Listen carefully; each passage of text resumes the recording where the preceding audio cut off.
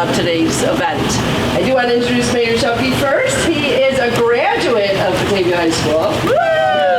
Thanks to the parents too, right? A long line. Right. So, Mayor, I'll turn it over to you. We'll cut the ribbon. Well, thank you. I just want to make the observation that this really is a very historic moment in the history of Batavia. And I say that from the perspective that a couple of things. First of all, as you just mentioned, I was in the very first class that opened this building on September 6, 1966. I was a senior in that year in Batavia High School, so I was in the first graduating class. First day, we all walked from the old school down where the library now is to the new one. It's kind of a ceremonial exercise. And then we came in here, and the building we came into is encapsulated inside this building many times over. But I think maybe this part of this wall is the original wall, and this was the library that was here. So the very first day that the building was opened, I came and I looked out the window, and right to the next door here was the Gustafson family homestead. And that's Alice Gustafson, who the school's named after. Her and her brothers and sisters all lived, and they had a very large greenhouse complex there. And her brother Arnold, who ran the greenhouse, had decided that one of the things he thought would be nice was to plant a garden right next to Batavia High School. So he was out here about, it's just maybe where the building is, but he was out here planting flowers on the first day. So we're kind of reclaiming history here with a new generation here, since 1966. That's 50 plus years old later, but we're reinventing the whole idea, or we're continuing it on. And I think of how proud Arnold Gustafson and the Gustafson family would be to see this today. And the other comment I want to make is that we live in a world today that is very disruptive with itself. We got at the government level and so many levels, we got people disagreeing and having fights and can't agree on anything. And I'm looking at an example like this, which starts with the student body at Batavia High School.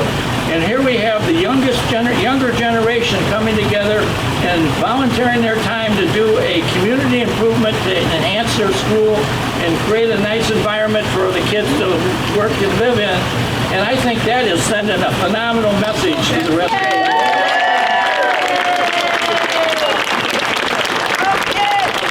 What the world should be like, and so hopefully we're teaching a lesson here about, hey, you can disagree and have disagreements, but at the end of the day, if you do the right things, you make the world a better place. And the Echo Club here at Batavia High School today, I think, is making the world a better place for what they're doing here today.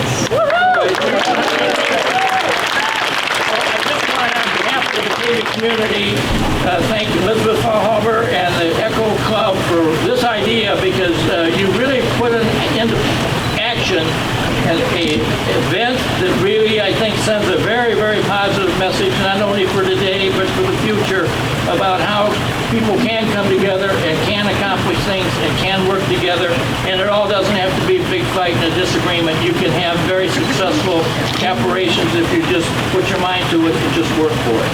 So thank you for teaching our community this lesson and for sending this forward, because I think it really sends a very, very positive message about our town, and specifically with the younger generation, and about what the future could hold for us. So thank you. Thank you. Cut the ribbon now? Yep. Well, I'm going to ask you to help us cut the ribbon. There you go. Okay. Everybody get your hand on it there. So we have to do this very slowly because we're taking pictures. Yeah. Do it on the count of 3. So 1, 2, 3.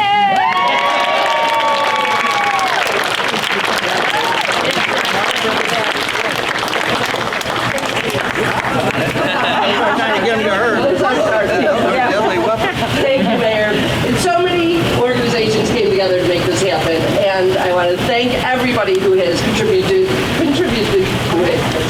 It is. And I'm going to turn the microphone over to you now, so you can talk more about the project. Oh, thank you. All right. Hi, everybody. Thank you so much for coming. Wow, do we have a great turnout here. Thank you for my students for listening to the crazy woman who had a crazy idea that we could do something cool here. And this is truly a student movement, and I'm so proud proud of all the kids. I mean, really, from all clubs, all sports.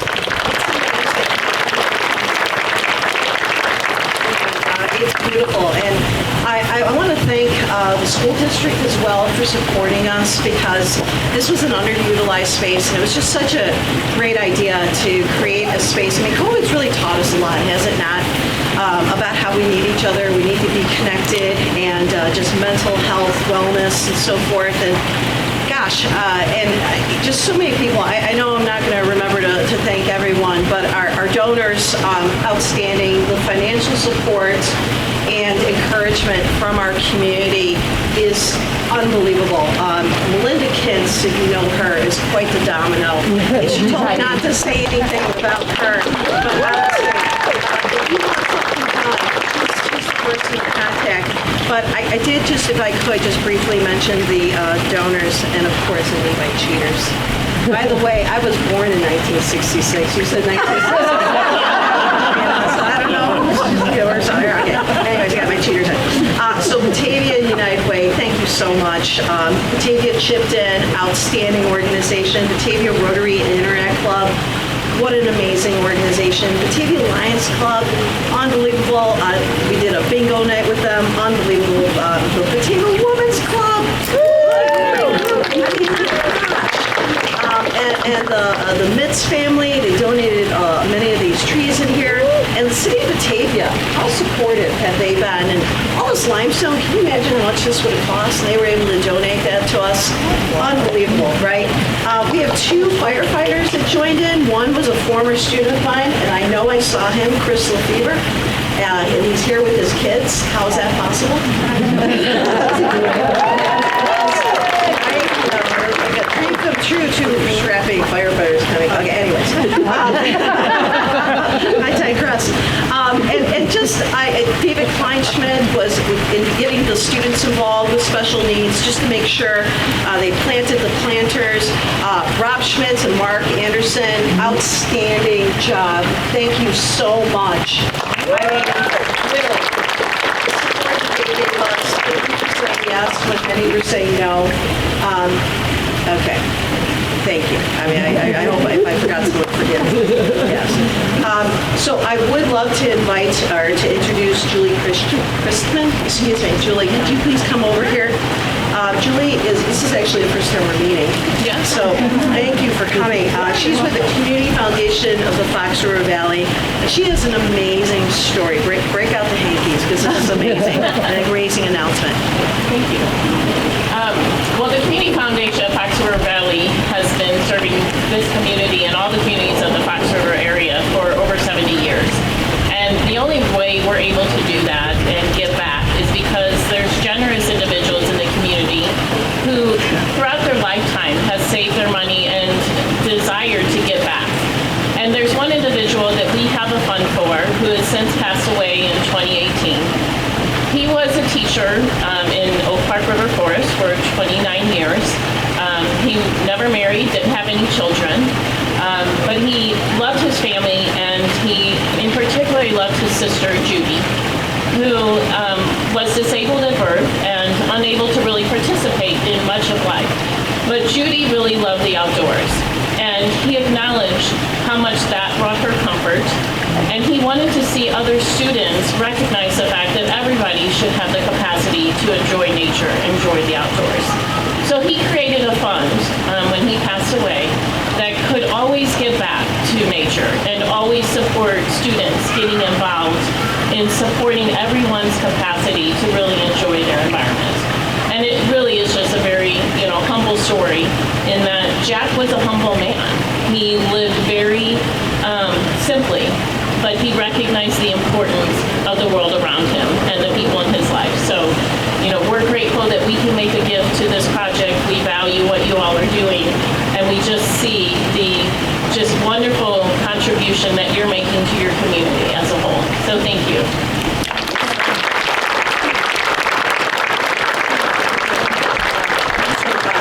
I have just a few students say a few words. Is that okay? All right. So, Eco Club, we have Eleni and Mayan.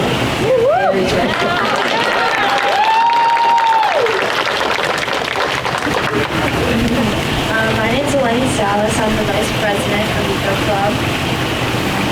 want to thank everyone for coming. Sorry, I didn't prepare to say, but when the mayor was talking, it just made me realize how much help there is if you just reach out. Because initially, I was probably the biggest skeptic. When it came to this whole thing, I was like, all right, it's all paper. Like, sure, we're meeting on Zoom right now. There's no way we're putting a pond in the courtyard. But I don't know, it just really showed me that there's so many ways to reach out. There's so much help around you if you're just willing to take it. And I think, I don't know, that's really what this symbolizes. Everyone coming together and just helping out.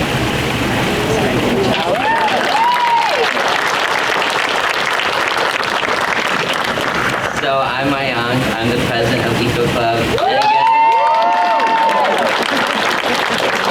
thank you everyone for coming again. It's really amazing because we didn't expect that anything like this would happen when we first started this project. And it really shows the value of our community. But at the same time, we're not done yet. We want to continue to showcase the beauty of our natural ecosystems in this courtyard by adding native plants, attracting native pollinators and wildlife. And we hope that our work can inspire others to also contribute and make a difference. Thank you.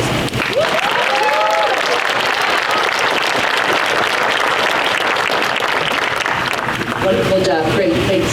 If anybody has any questions, please approach the Eco Club students. And if you'd like to now enjoy, walk around, look around the courtyard, and they also have. Sorry. Oh, we want to take it. I'm so sorry. One interruption. Please escape. How I know. I'm like, God, escape. Like we did this all by ourselves. No way. Oh my gosh, Holly.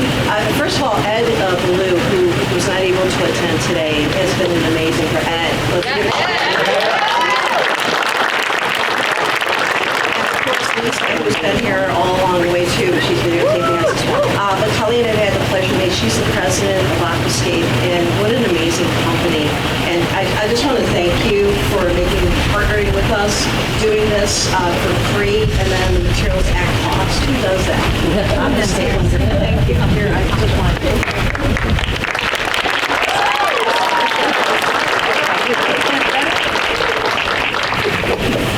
Projects like this for Aquascape, we're located in a neighboring town in St. Charles. Projects like this are just a privilege for us and a joy because our passion is nature and bringing it close to people and making it accessible to all different walks of life and repairing relationships and spending time in a peaceful place and watching nature move around. And your vision, yours, the students here, the club, the community, to expand this whole area and reclaim the other end of this courtyard with native prairie and the native fauna and flora and the turtles that you're going to release into here soon. This is a special place. Artists can be here, poets can sit here. Stressed out students who are coming off a test or getting ready for one can come here. Teachers, this is a special, safe place. And we just consider it a privilege to be a part of your community. Ed, I wish he was here because he's magical. And the team, Lisa, our photographer, Trevor, Heather, so many people came and helped to do this, but it's really not us, it's your vision that allows us to experience so much joy in seeing our mission come to light. So thank you very much.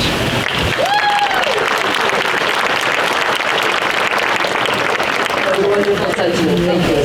So thank you, everybody. Now we'd like to encourage you to enjoy. There's cookies and water inside, so